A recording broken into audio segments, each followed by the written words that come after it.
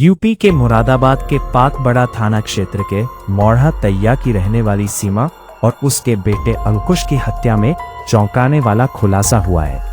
Police के मुताबिक सीमा के पति जसराम और देवर जयराम ने इस वारदात को बड़ी ही क्रूरता के साथ अंजाम दिया था।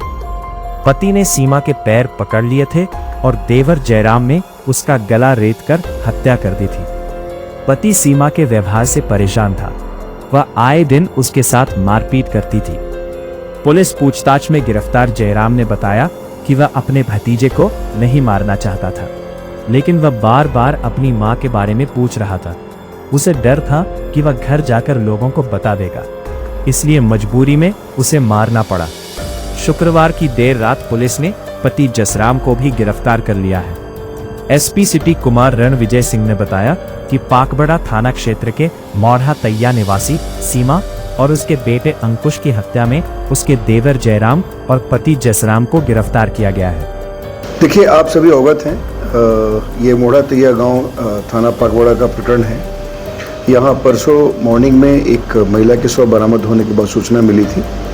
हम लोगों ने जाकर के वहाँ सारे एविडेंस वगैरह कलेक्ट किए थे। उसके बाद उसमें जो वैधानिक कार्रवाई है वो की जा रही थी। उसमें हम लोगों ने एफआईआर दर्ज कर ली थी। उसके बाद कल मॉर्निंग में फिर एक जो जहाँ पुराना घटनास्थल था उसके 500 मीटर की दूरी पे एक गन्ने के खेत में, जो सघन गन्ने का खेत था, उसमें एक 12 वर्षीय 13 वर्षीय बच्चे का शव मिला। और उसके बाद ये बड़ा प्रथम दृष्टया पता लग रहा था वहाँ पर कि ये दोनों जो डेड बॉडीज मिली हैं इनमें कोई ना कोई संबंध है। हम लोगों ने गहराई से हमारी टीमें लगा के छानबीन की।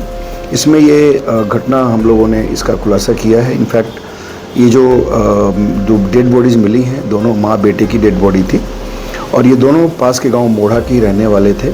और ये एक जसराम नामक व्यक्ति, जो महिला है उनकी पत्नी थी और जो लड़का था उनका बेटा था।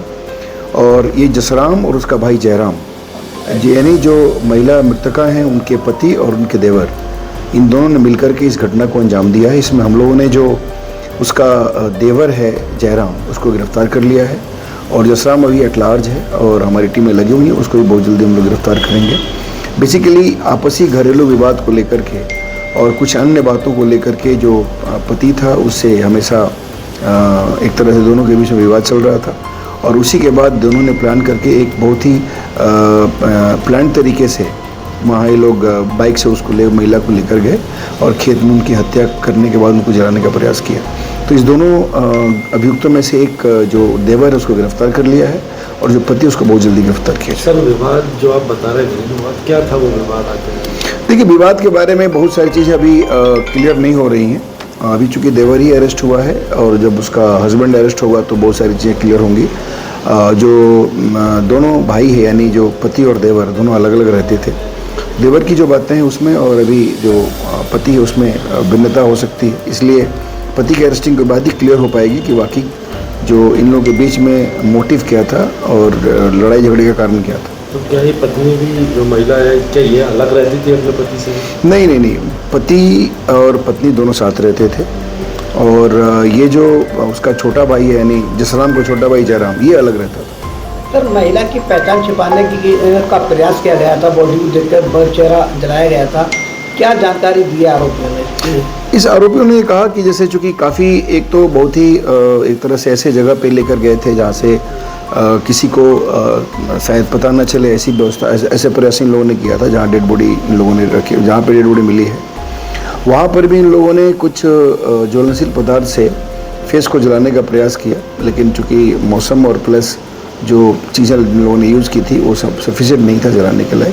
तो ये जो बॉडी है उसको डिसफिगर करने का और एक तरह से एविडेंस को डिस्टॉर्ट करने का, एविडेंस छिपाने का प्रयास दोनों के द्वारा किया गया।